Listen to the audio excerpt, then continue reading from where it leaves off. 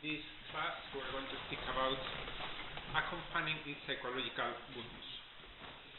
When we speak about psychological or biographical wounds, immediately comes to our mind the problem of the crisis of abuses. The people whose psychological wounds are a trauma, a physical or sexual trauma. But the concept of abuse has been enlarged, and nowadays it includes not only the physical abuse but also the conscious abuse, the power abuse, spiritual abuse, and so on. So we are speaking about abuses in the church in a very large sense. Even the concept of minors has been also enlarged, speaking about vulnerable people, because some people who suffer abuses were older people, were people above 20 years old, but were in a situation of asymmetry. For example, seminarians, respect to the formators, or people who belong to institutions, and so on. Now the concept of vulnerable person has been very enlarged, and some people have the feeling that everybody is vulnerable, which has a risk, which is that if everybody is vulnerable, then there is not vulnerable people, because if every people have the possibility, has a special possibility of being abused or wounded, means that everybody has the same possibility, so nobody is special. Then the concept of abuse as an active action that somebody does has been also enlarged with the abuse by, we can say, omission, by negligence, is seen also as a way of abusing. But in this talk, even if I am going to speak about people who suffered a physical or even a sexual abuse, I'm going to enlarge also the talk. I am also going to speak about people who didn't suffer those clear attacks, but people who suffer some kind of wound or even abuse, we can say, in the ordinary life. That is a woman that has been abandoned by her wife, by her husband, by a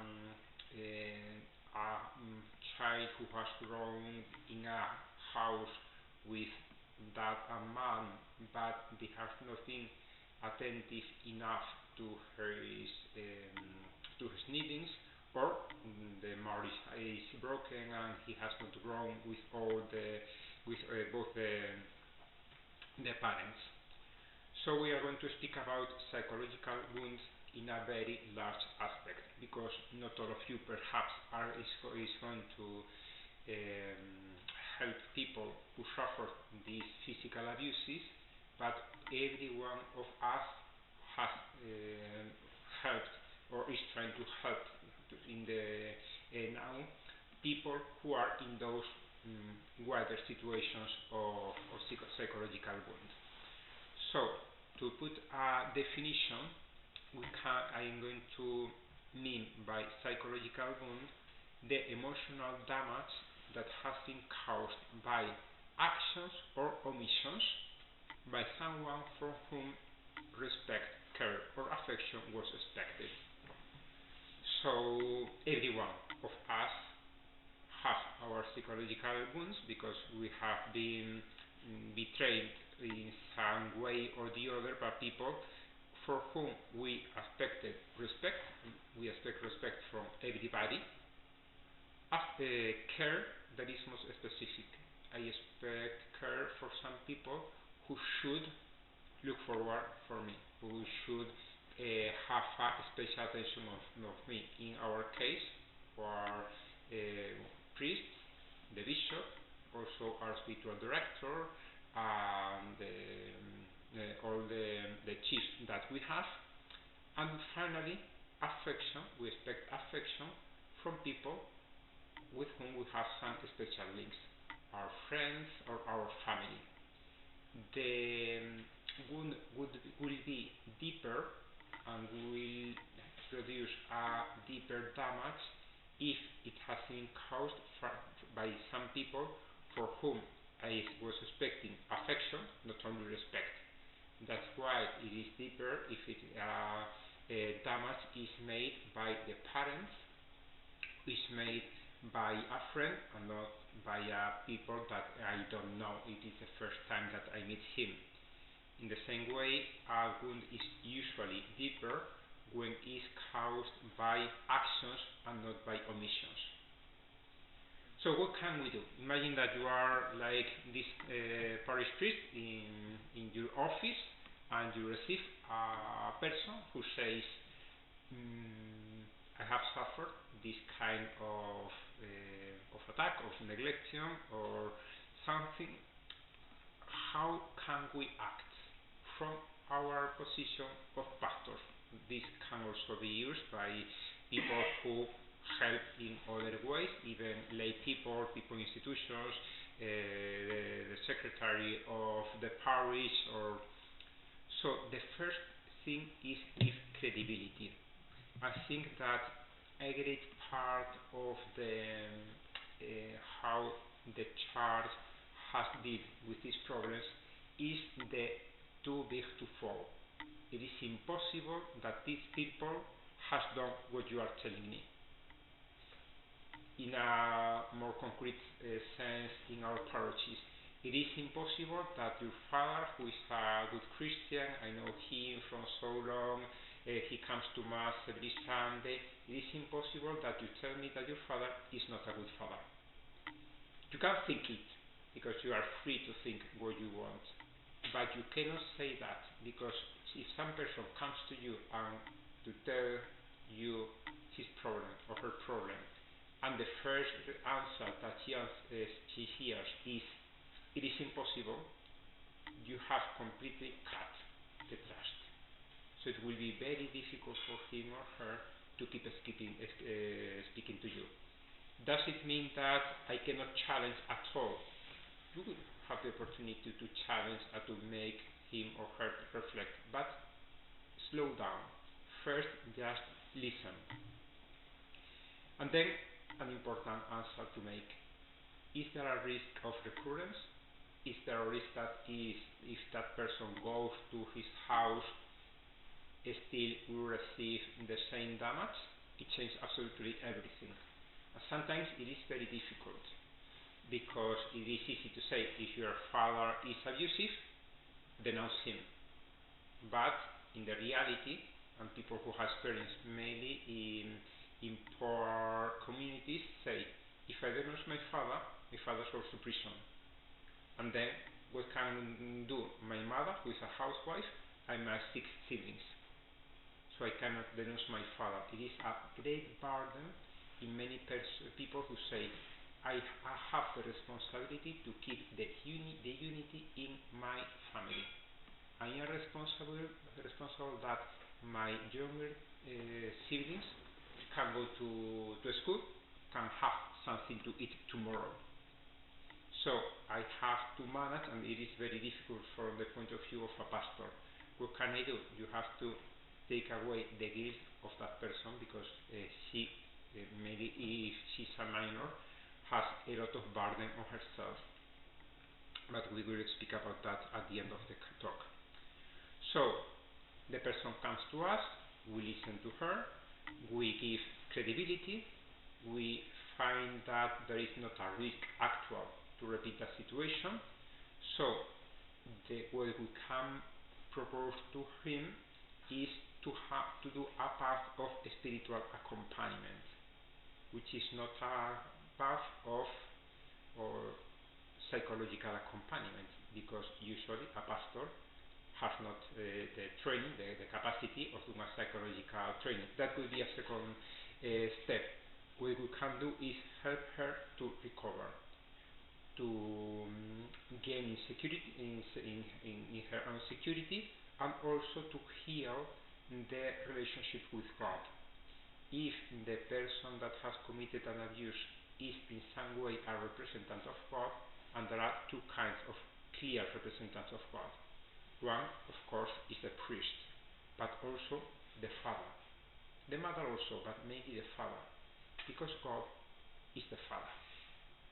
So it is very difficult for a person who has not experienced a Father to pray the Our Father. I remember last summer speaking to a seminarian, he told me typical his story. His father left the house when he was a child, and then great problem with the mother, the siblings. I asked him, so how do you pray the Our Father? And he responded to me, I have to dark the word Father, because perhaps for you, for me, the word Father means affection, care, protection, but he told me, for me, Father means abandonment, means neglectful, so I cannot treat like that my God. And then we have to look for a physical environment, a physical place in which to have those conversations, in which to have that help. That makes sure that there will be a privacy and also a security for us. This is important in these times. That means that it is not prudent to have those conversations, maybe with minors, but also with persons of the other sex, in an office with the door completely closed. So that's why many institutions, schools, chapelines, offices in the parish have changed the doors, and now there are glass doors. The problem is that some places have perhaps exaggerated that everything transparent, and it is very difficult for some people to have intimate conversations in an ambient which is in the middle of a corridor, mainly when the conversations are going to be a little challenging from the emotional point of view. That's why it is better to have an ambient that at the same time protects the intimacy, but then protects also the person who is receiving that conversations. So these glasses, not completely transparent but not completely open, also protect the intimacy, the privacy of the person who is speaking. It is important to protect her, but also to protect me, to ask, do you want to denounce? It is important to propose. It should be him to denounce, and it has to be her when she feels prepared. So we can propose, we can even recommend to do, we can say that we will help her to do the denounce and to do all the steps, but it must be her. But if she says, I am not prepared at the moment, you have also to protect yourself. Because if she changes her idea in 10 years, it will be a problem for you if she says, he knew and he didn't do anything. I think it is extreme, but some people have told me in meetings like this that they have a kind of formulary, a piece of paper, in which they say to this person, if you don't want to denounce, sign here, saying that I have proposed you this, and you don't want to do the denounce now. In this case, you change your ideas in 10 years and say that I didn't help you, I can show the piece of paper. Yes? In some states in the United States, a priest outside the confessional is what we call a mandated reporter, which means that if we hear of a sexual abuse that has happened, we are legally bound to report that. Yeah. And if not, we are very liable. Yes. Obviously, you have to know the laws of your state, the place in which you live, and also the laws inside the church, the Conference of Catholic Bishops, and also in your dioceses. So obviously you have to follow specifically, and you have the duty of knowing those rules and follow them. Also, many institutions in the church have their own protocols that you must know, or if you don't know, at least a telephone number or a person of contact to ask. I have this problem, what should I do? As I said, we are not only speaking about sexual abuse, which is a case specifically which is very regulated, but also about abuse inside the family or neglection in the parents. But in fact, in this case, it is important to be specifically dedicated. Kiko? Yeah. Can you clarify what you mean by denounce? What you mean by if he or she wants to denounce? What does that Perhaps mean? the problem is the translation. To tell a judge or the police. Oh, okay. To make a report to the authorities. Yes, report to the authorities. Then attention with the physical contact. These people, if they have suffered any kind of physical abuse, not only sexual, will be very sensitive. That is the word that we used yesterday and now is correct. They are very sensitive with physical contact usually. I remember after a talk that I did in a seminary, after that one of the seminarians, he was a postulant of a religious institution, came to me and told me briefly his story. He has been sexually abused in his parish by a lay cooperator in the parish, and he told me that during the first, he was an adolescent, during the first 3-4 years, he couldn't support any touch. At the point that even a touch in the arm or in the shoulder made him so anxious, and he skipped all the physical of the sport of physical contact. He didn't play football, basketball, soccer, or anything. So he liked the sport, but bicycle, running, and so on.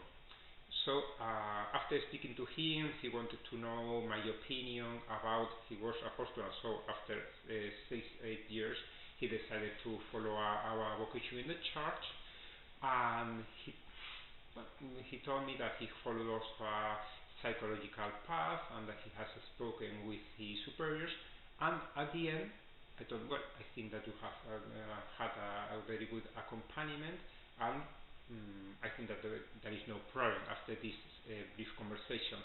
And he told me, well, thank you very much. He extended his hand. I took his hand, and I saw that the hand was straight, not tense, nor morbid. And I said, look, the best proof that you have been healed or you are in the way of healing is that now you have recovered the capacity of physical contact. That is very important. But meanwhile, you have to be very attentive, both because he can be anxious with physical contact, or because he can look for physical contact, because some of these people have interiorized that affection means physical contact, and that do not have clear which are the limits, the boundaries of the body of the affection. Important question: does she need a specialist? Can it help her, or is it expedient that she goes to a professional? Usually it is not good to say a person in the first meeting to go to a professional. It is better to slow down, to do a couple conversations and to see, look, with my knowledge I can help you only in a way, but you will have more specific help, because I cannot help you with your nightmares, with your PTSD or something. And a question that some people say: how can I ask the person if I have the suspicion of abuse, that the person has suffered abuse? Because she has the characteristic that we are going to say. This problem came to me when I was working in the hospital as a psychiatrist, because speaking with people that came for psychological problems, sometimes I had the suspicion that this person seems to have suffered something in the past. So speaking with some colleagues, we arrived to a very neutral question, very open question, and not invasive, not aggressive. That as a priest I have also used sometimes. A question like, have you ever suffered some kind of damage by anybody?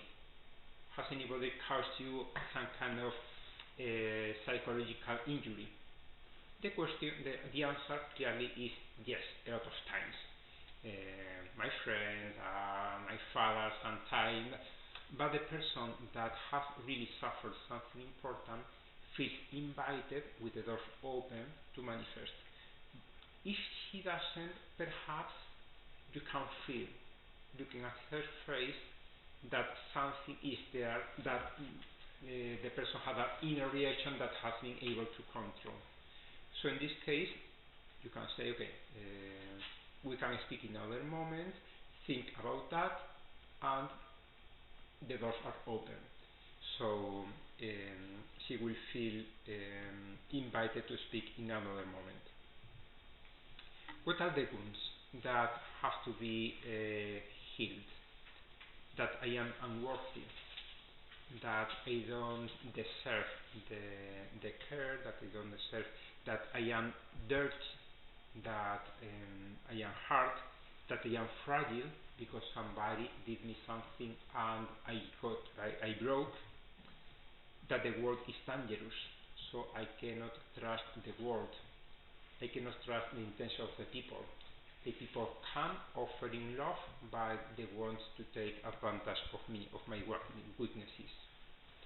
So I have to protect myself by hiding myself, by being disappeared, and these are some of the signs that you can find in the people that you treat in your pastoral or in your environment, and you see this person is not normal.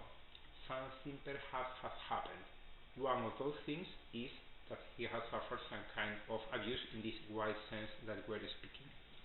So persons who disappear when they are with other people, that are like submarines, that come to the pastoral, to the catechesis, to the groups of prayer, and they disappear. That they do not establish close relationships, mainly with their peers. That is important. A person is mature, a person has a good range of relationships when he's able to relate normally with her peers. I must have my privacy.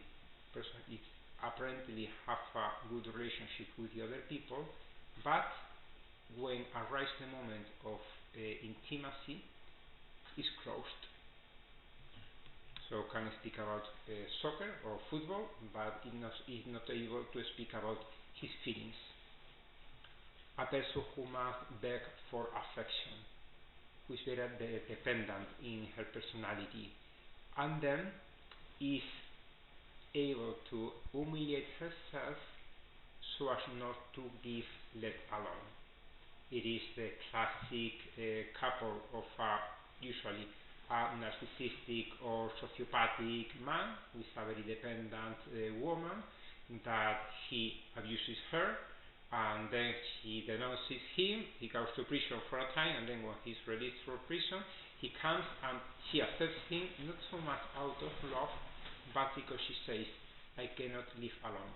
I prefer to have you, to even if you control my life, even you abuse me, even if you give me a physical damage, in order not to be alone. I must live my life in someone's hands, that is the dependent personality, or I must attack, that is the Napoleon motto, the best defense is a good attack. That is one of the reasons for which it is very statistically demonstrated that many abusers have been abused in the past. It is not a kind of revenge, but it is more complex. It is that they have assumed, they have interiorized that if I am in the position of superiority in an asymmetrical situation, I have all the rights on you. I can control you, I can manage you, I can use you, because that is what I have seen in my asymmetrical relationships. So how can we help the other people in the spiritual direction? The first thing not to forget is victim first. That is another great mistake that we have had in the church in dealing with denounces. The main goal is not protecting the institution, is not obviously protecting the person who has received the denounce, that obviously have the right to the presumption of innocence, but the person to protect is the person who comes saying that he has suffered an abuse. So, primum non nocere, like we said in medicine, the first thing is not to hurt the person. That is, to avoid the re-victimization. The re-victimization comes when the person who has suffered, or says who has suffered, suffers a second attack by saying, are you sure? That means, are you a liar? Now you say, but you are very resentful. Why didn't you denounce at the first moment? So you are putting some second guilt in him or her. Or you say, still worse, but if you denounce, you are going to put in trouble your family, the church, the diocese, and so on. So you are charging her with another burden apart from her psychological damage. Then, unconditional acceptance. It is very important because this person usually has a very low self-esteem, and so has that psychological damage. And you are as a priest, spiritual director, or person in which he trusts, you are in the possibility of healing the wounds by establishing with her a healthy relationship, because a wound that has been produced by a toxic relationship can be healed by a healthy relationship. And that is, especially for us priests, a very good responsibility, because it means that a person that has been abused by the person of reference, by a father, by another priest, he can see in us the healthy person, the healthy father, the healthy priest, and it will help her also to heal the relationship with God and with the church. She has to do a work in herself, that is, acknowledging in front of herself that there has been an injury. Sometimes it is difficult for her to accept that, and that is one of the reasons. Recently I have read some testimonies, some witnesses of people who have been able to hide from their conscience for 20 years a clear abuse that is suffered. It is from us only at a first glance it is impossible. How is it possible? Because I didn't remember. It was burning inside myself, but in my conscience it was not present. For some people it is a way of protecting themselves, or even of being able to live a normal life, but also to accept that I prefer to be the most loved people by that person than being the dolly, how do you say, the game of that person, the tolly. Yeah, I have been the tolly. I prefer to be the princess and not the tolly of that person. So some people unconsciously close their eyes, opening the eyes and say, you didn't love me, you have abused me. It's very hard for them. But even it can be more difficult for them to accept the ambivalence, because perhaps that person loved her, because perhaps there was also something positive, but there has been also the abuse, and that affecting that the person that loved me also abused me can be psychologically much more difficult. So she has to reposition the guilt. The guilt is obviously for the abuser, and here things in the theory are clear, but sometimes it is not so clear, because one person can say that I have let him come to me, or he can feel like I seduced the person. In this case, the person who is the superior in the asymmetrical relation is always the guilt. Even if the other person has eased the relationship. And that is one of the reasons for which we priests have to be very careful in the relationships. Because if something happens, we who are in the theory in the superior position in the asymmetrical relationship will have most of the guilt. So that is one of the reasons for being very prudent with the people with our faithful. Then are you saying that they would reposition the guilt to us? No, reposition it to the other, because these people have the tendency to blame themselves for what they have suffered. I seduced him. I didn't denounce the first opportunity that I had. I was silent, and meanwhile he was abusing other people, and so. Then, in the first conversations, it is important to let the emotions flow, so that he will be able to manage those situations. That means that perhaps she's going to blame everybody, that she's going to blame from God to the bishop, to the father, to the mother, to the grandsons, to the grandparents. Okay, let him speak, but also let him or her cry and insult or whatever. One person, after I will recommend some bibliography. One story very interesting is that of Edith Eger. I don't remember now the title of the book in English. We're going to see it at the end. She was a survivor from Auschwitz, and after that she discovered she survived practically for a kind of miracle, because she was with all the corpse all the dead corpse. She said that she only could move a little bit her wrist, and with that she found a piece of glass.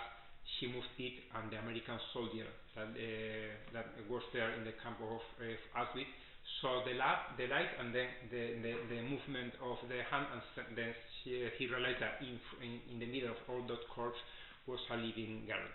So after that she came to the United States, she studied medicine, she did a specialization in psychiatry, and she realized that she had a gift. The gift of understanding people with psychological wounds.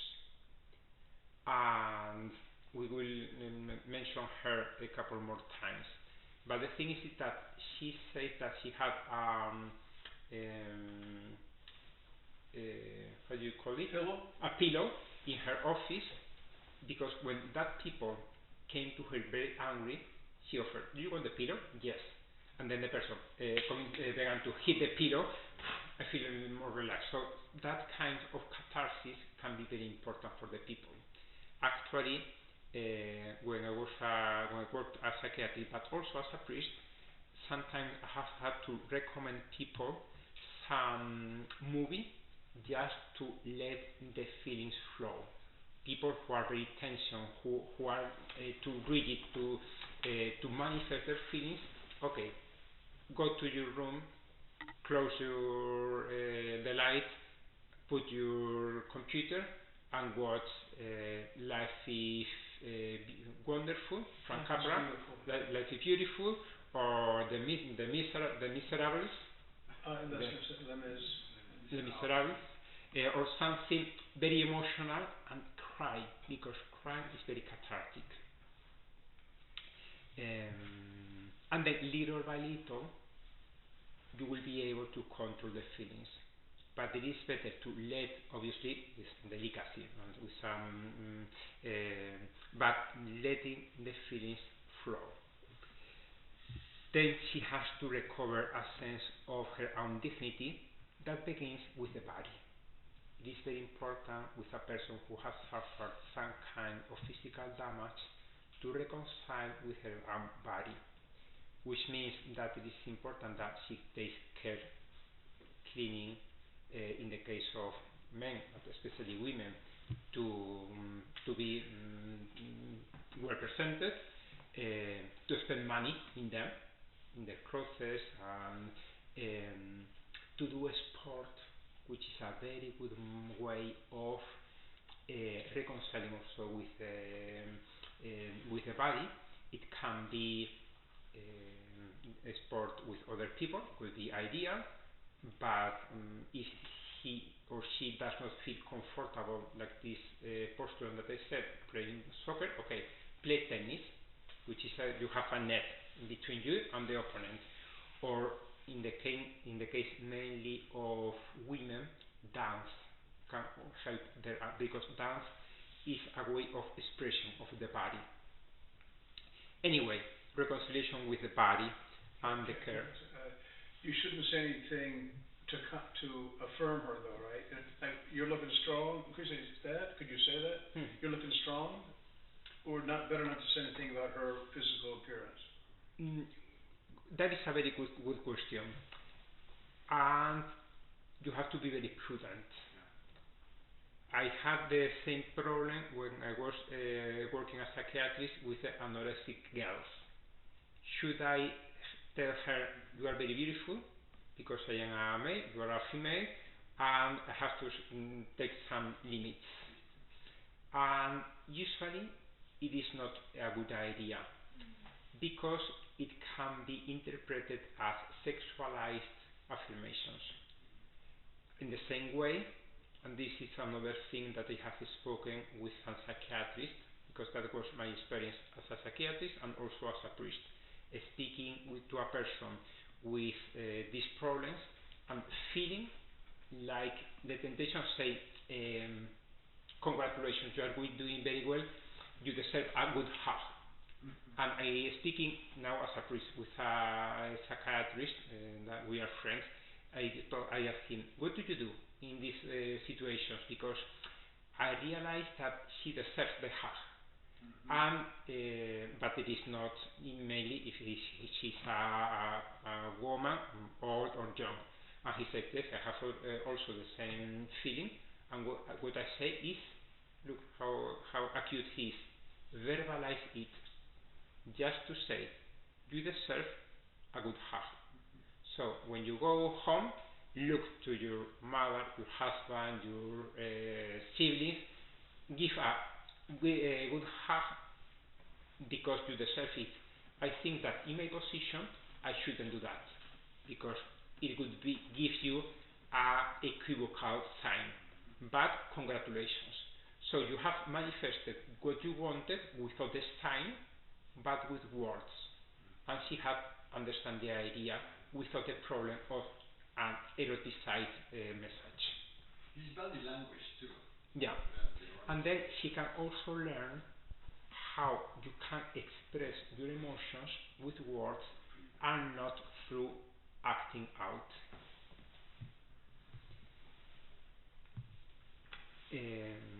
So integrating the wound into her biography. I have spoken about this Jewish Edith Eger.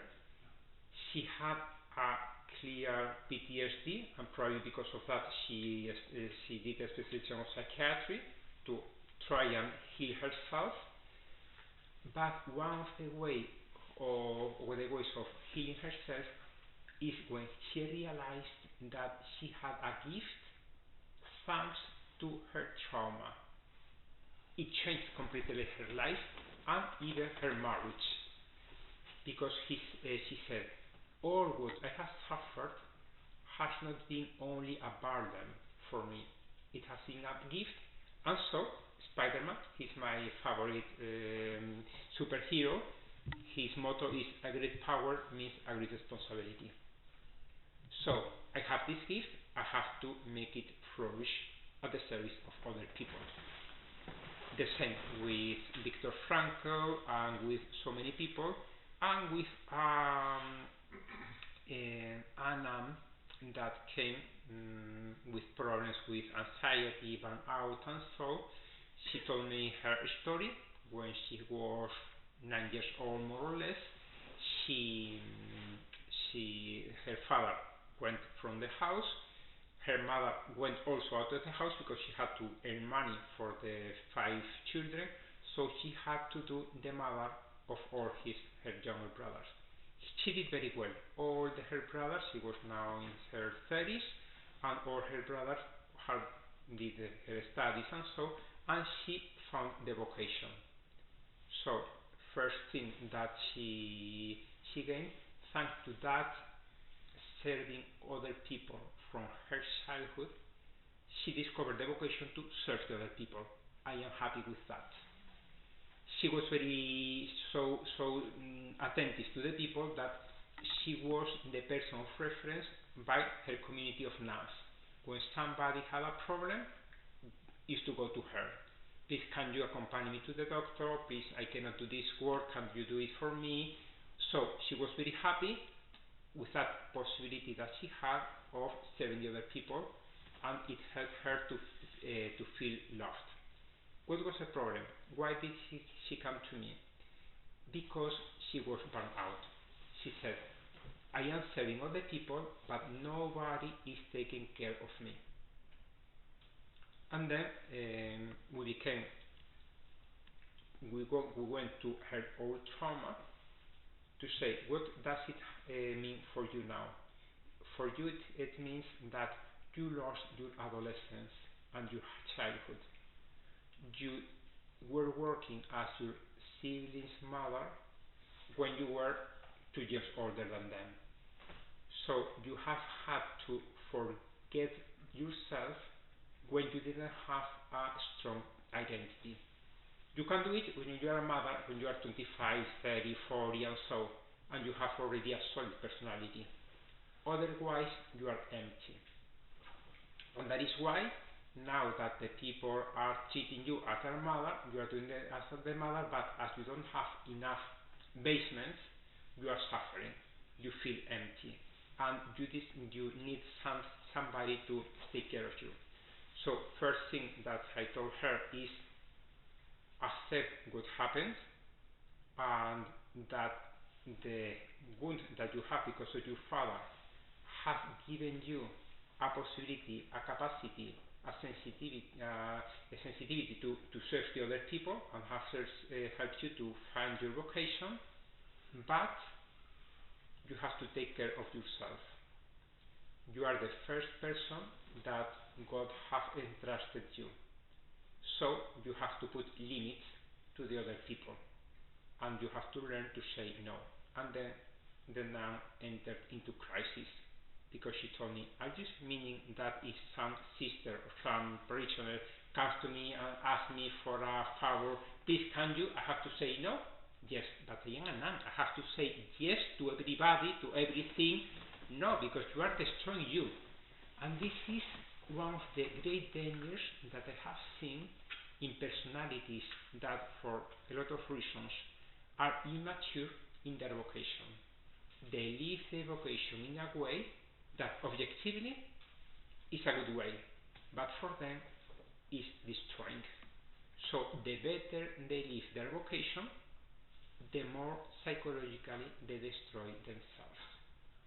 And I don't know if it is the only way of going out of it, but in those cases probably you have to stop and you have to reset the way in which you live your vocation.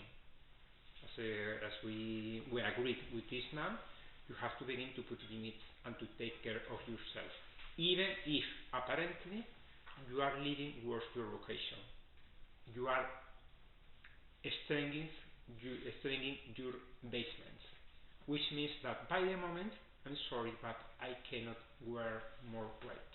Otherwise, I will collapse.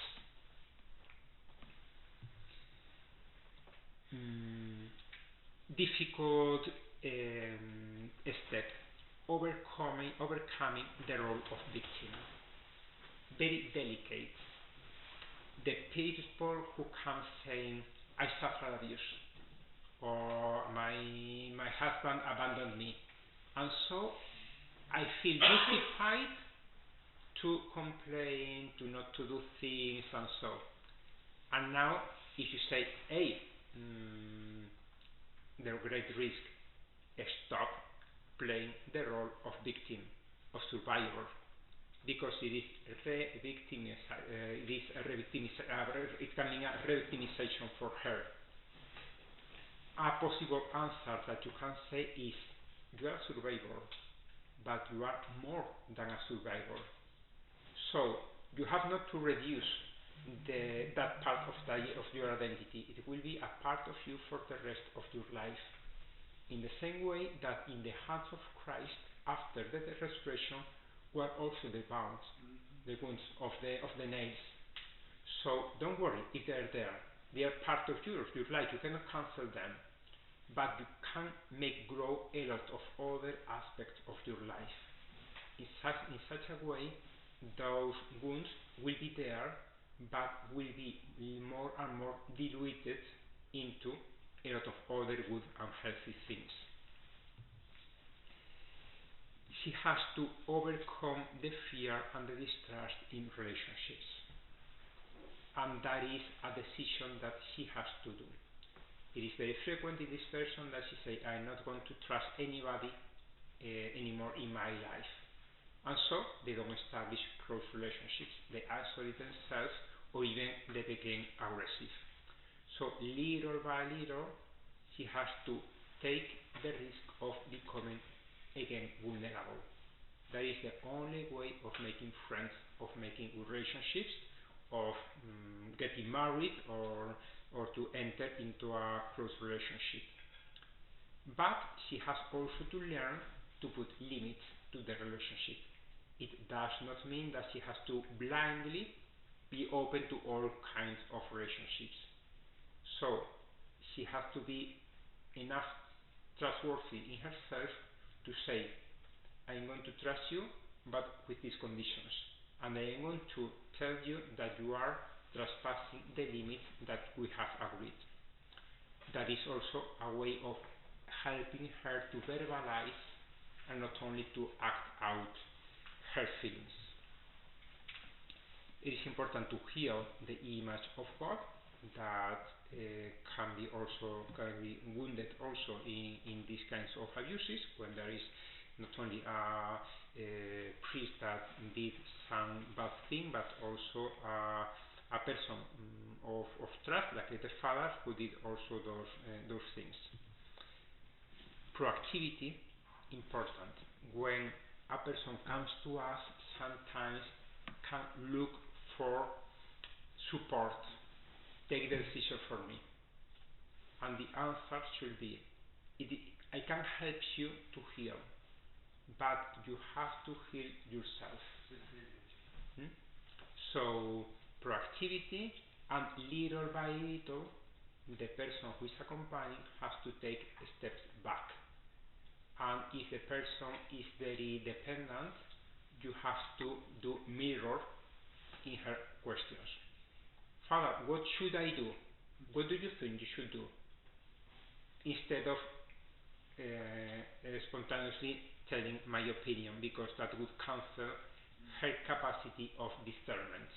And she can go out of a toxic relationship with the person who abused her, but now she establishes another toxic relationship with us and becomes dependent from us, which is not good for nobody or no one of us. And then comes the problem of forgiveness.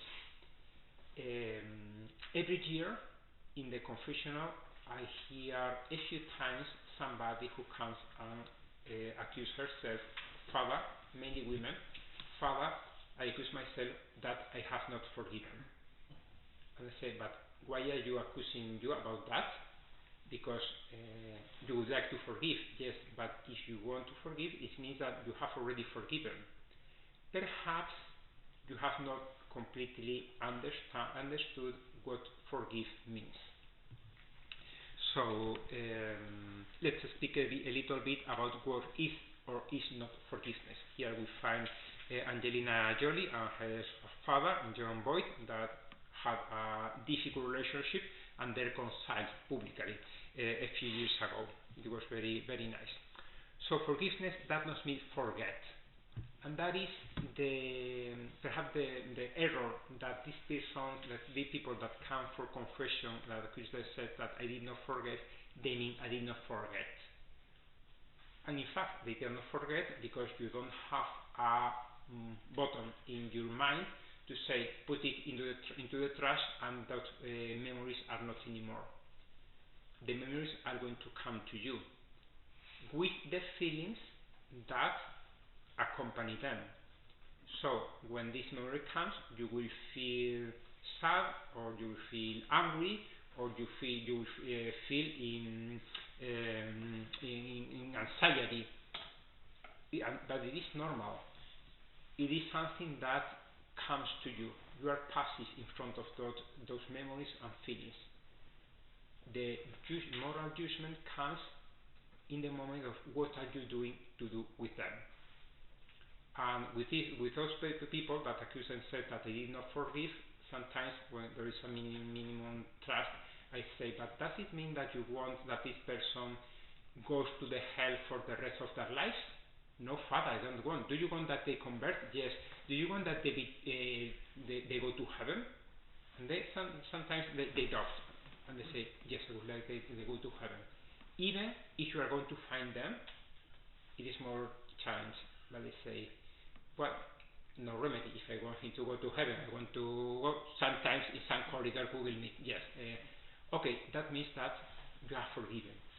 And many times, apart from tears, I listen a relief. So, I have forgiven. I'm not a slave of those memories.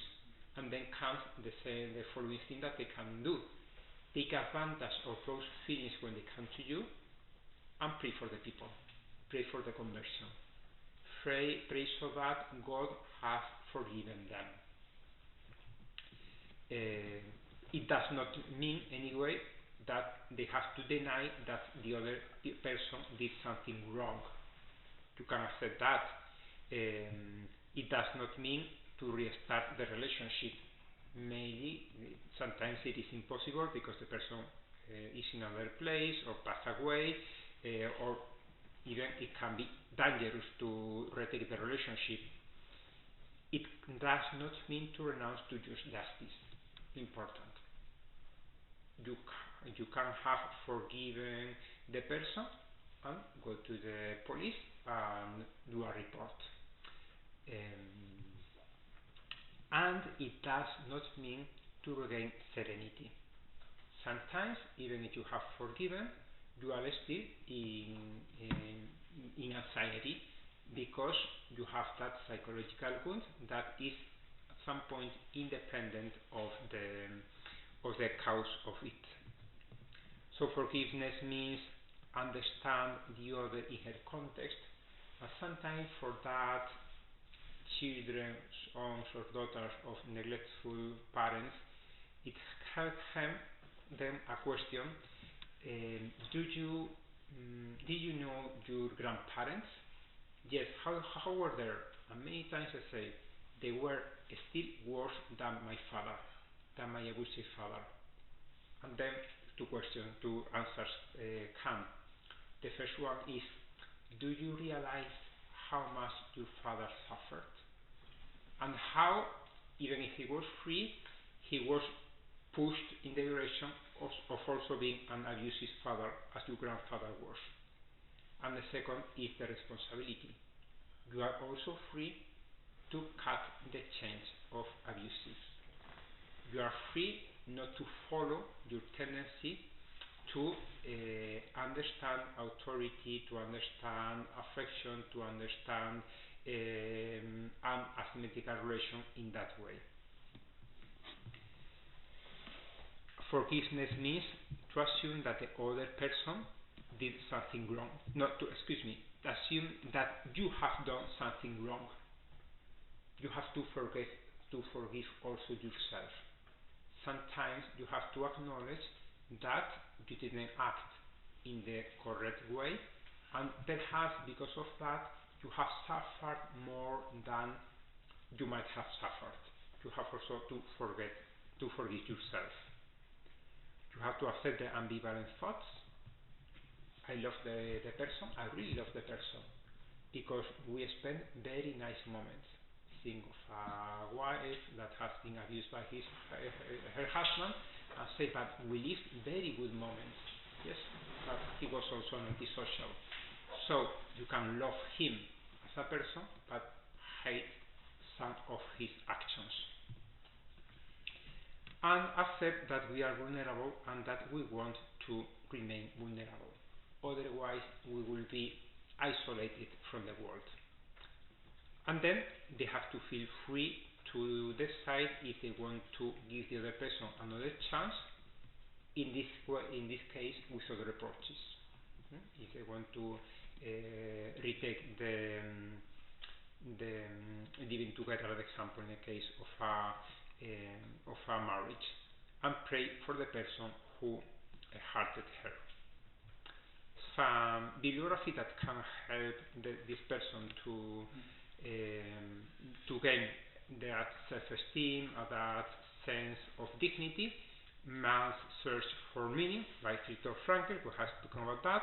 The Choice is the book of Edith Eger, that survivor from Auschwitz that also became a psychiatrist.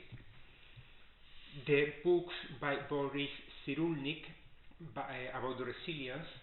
He's a French Jewish that he didn't go to a lager, but all his family did and died. He was hidden by a family of friends in France, and when during his childhood, and after that he discovered that all his family was dead. And he has written a lot of books about resilience and psychological wounds, mainly in infancy. Christian? Is he Christian? He's Jewish. Oh, Jewish. And another book, which is a classical American bestseller, How to Win Friends and Influence People by Dale Carnegie. I must acknowledge that I refused the book for about 20 years since I hear about that, because the title perhaps is not very nice, to how to influence people. It seems manipulative. But as I was reading about this topic, I realized that a lot of people mentioned and quoted Dale Carnegie. So I said, I have to read him, and I loved the book. And I think that you can also give this book to people with problems in relationship that have poor social skills, because it has a very solid anthropology. And in the techniques that he does, he says things on the others. Put the focus not on yourself, on your feelings, but try and look out of you. And then he says, you have not to manipulate the other people. You have to be sincere. You have to be really worried on the other. So with people who are very introverted, who do not have social skills, this book and the others that we have said can help them to learn these skills that they don't have. So thank you very much. We are practically on time. Yep, perfect.